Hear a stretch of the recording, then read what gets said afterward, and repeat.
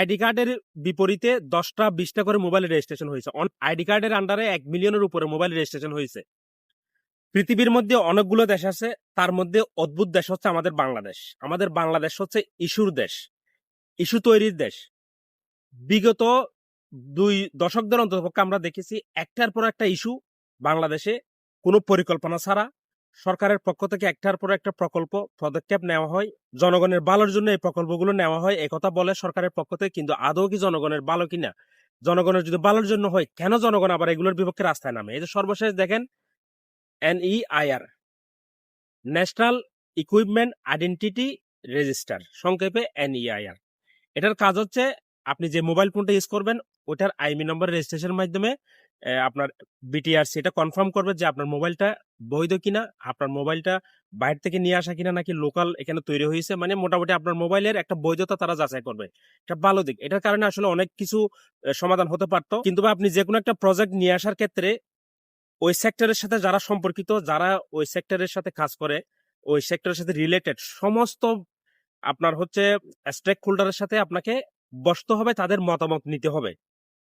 তারা কিভাবে আপনাদের পরিকল্পনাটা তাদের সাথে শেয়ার করতে হবে, তারা কি চিন্তা ভাবনা করে, তাদের কোনো সাজেশন আছে কিনা, তাদের কোনো নোট অফ ডিসেন্ট এখন একটা শব্দ ভাইরাল হয়ে গেছে ওইটা আছে কিনা, তাহলে বুঝতে পারবেন এটা আসলে কতটুকু ইফেক্টিভ হবে এবং আপনারা এটা কার্যকর করার পরে দেশে কি অবস্থা হবে একটা মোটামুটি একটা আইডিয়া আপনাদের আসবে।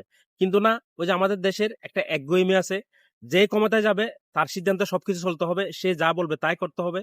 জনগণের দ্বারা না, কিন্তু ক্ষমতায় যাওয়ার আগে জনগণের সবকিছু, জনগণের উৎস, ক্ষমতা হচ্ছে জনগণের হাতে। এই জনগণ যেটা চায় সেটা, কিন্তু ক্ষমতায় গেলে জনগণের হাতে ধরিয়ে দেওয়া হয় হারিকেন, তারপরে তারা রাজ করে জনগণের উপরে। এটা দেখেন খুব ভালো একটা প্রজেক্ট হতে পারতো যদি উভয় পক্ষের সাথে সমস্ত স্টেক হোল্ডারের সাথে আলোচনা করত, তাহলে আজকে এই যে বাংলাদেশের আন্দোলন হচ্ছে এটা নিয়ে মারামারি, এই যে দরাদরি, এগুলো দরকার ছিল না। এমনিতে বাংলাদেশে আসলে এমন একটা দিন নাই গত 1টি বছর ধরে বাংলাদেশের মানুষ মানে এই যে ইস্যু ছাড়া, আন্দোলন ছাড়া দেখেছে।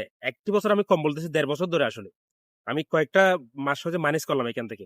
কারণ হচ্ছে স্বৈরাচার পতন হলে প্রথম 5-6 মাস আসলে ওই দেশে অরাজকতা থাকে, এটা এই জন্য 5-6 মাস বাদ দিলাম। এই যে আমাদের ওসমান হাদি ভাইয়ের মতো একজন মানুষকে দিনে দুপুরে হত্যা করা হলো, এই ইস্যুটা না যেতে আরেকটা ইস্যু, মানে এটা কি ইচ্ছে করে তৈরি করতেছে? আমার আসলে মাঝে মধ্যে সন্দেহ হয় যে কানে কিছু কথা আসে তো ওইদিকে দিক থেকে, যে এই সরকারের কিছু অংশ আসলে নির্বাচন কি চাচ্ছে। এখন আমারও প্রশ্ন, আসলে কি চাচ্ছেন আপনারা নির্বাচন? আবার অনেকে বলার চেষ্টা করতেছে হাদি ভাইয়ের যে বিষয়টা, এটার ক্ষেত্রে এই সরকারের একটা অংশ দায়ী। আসলে এটাও তো মাঝে মধ্যে সন্দেহ তো হয় আসলে, এই যে কিছু কিছু আপনার বিষয়ে চিন্তা ভাবনা করলে আসলে মনে হয় তারা ইচ্ছে করে মনে হচ্ছে আচ্ছা ক্ষমতায় থাকে, আমাদের দেশে আসলে সরকারে থাকা মানে তো মানে মালামাল হয়ে যাওয়া। এই যে আসিফ নজরুল দেখেন, এই সরকারের একটা আসলে গুরুত্বপূর্ণ অংশ। ওনারা চাইলে জনগণের স্বার্থে সমস্ত কাজগুলো করে এখান থেকে সুন্দরভাবে বিদায় নিতে পারতো।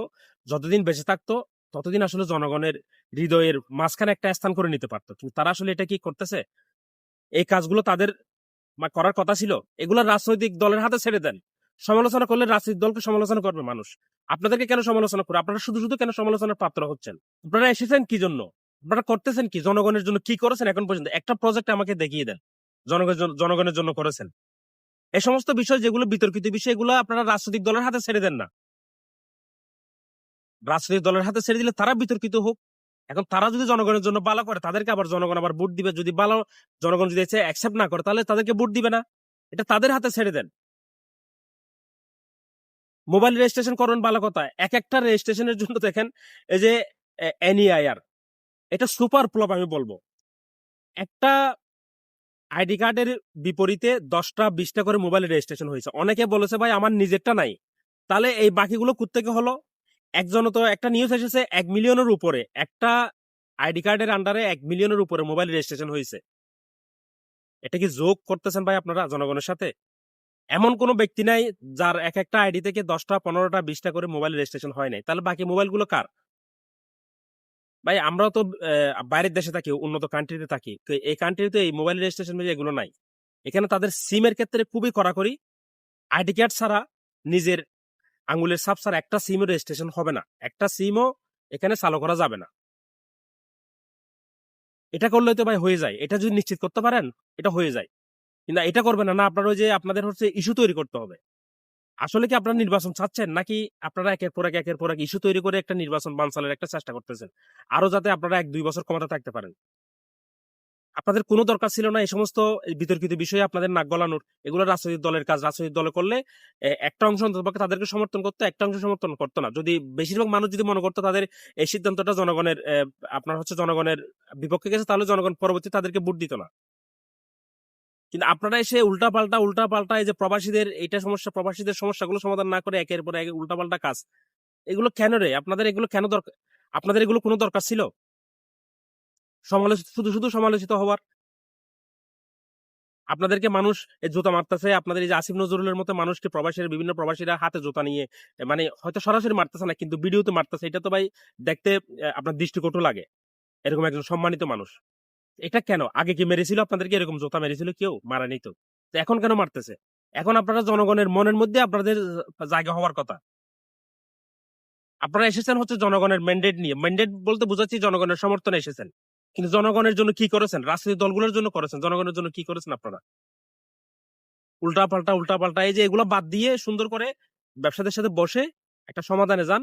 এই সমস্ত আলতু-ফালতু কাজ ভাই আমাদের দেশে এগুলা হবে না। এরকম বড় কোনো প্রজেক্ট চালু করার আগে এটা ভাই পরীক্ষামূলক কিছুদিন দেখতে হয়। মানে জনগণের আপনার মতামত কি? জনগণের মধ্যে ইমপ্যাক্ট কি পড়ে? ব্যবসায়ীরা কি বলতে চাচ্ছে? এগুলা কিছু দেখতে হয় আগে। আমাদের দেশে না, আমাদের দেশে এরকম করবে না। ওই যে আমাদের দেশে বড় প্রজেক্ট মানে বড় দুর্নীতি। আর আমাদের দেশে হচ্ছে ভাই আমি সরকারে আছি, আমি ক্ষমতায় আছি, তোমরা প্রজা, তোমরা জনগণ, আমি একটা জিনিস আনবো তোমাদের উপরে দুম করে ফেলে দিব, তোমাদের এটা মানতে হবে। আমাদের দেশে এরকমই আসলে নিয়মটা। তো এই নিয়মটা যদি এখনই চলে তাহলে পরিবর্তনটা কি আসলো? জনগণ এত মানুষ মৃত্যুবরণ করলে, এত মানুষ জীবন দিল, তাজা রক্ত দিল, তাহলে কেন দিল? আগেও যদি আমাদের উপরে চাপিয়ে দেওয়া হয়, এখনো যদি চাপিয়ে দেওয়া হচ্ছে, তাহলে পরিবর্তনটা কি হলো?